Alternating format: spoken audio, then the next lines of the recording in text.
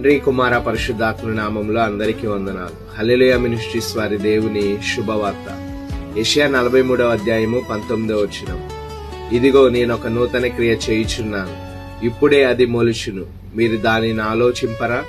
నేను అరణ్యములో త్రోవ కలగజేయుచున్నాను, ఎడారిలో నదులు పారజేయుచున్నాను.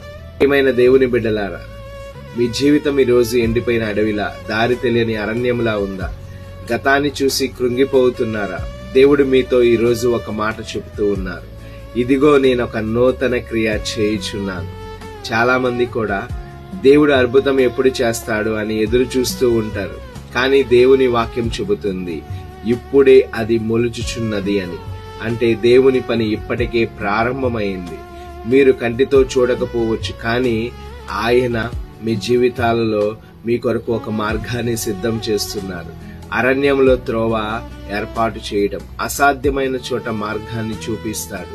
ఎడారిలో నదులను పారజేస్తాడు. ఏ నిరీక్షణ లేని చోట సమృద్ధిని కలగచేస్తాడు. మనుషులు ముగిసిపోయింది అన్న చోట దేవుడు ప్రారంభం చేస్తాడు.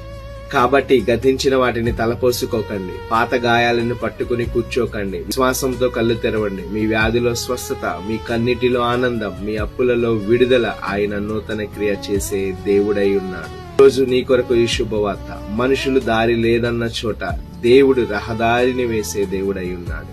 ఆమేన్. దేవుడు మిమ్మల్ని దీవించును గాక. God bless you all.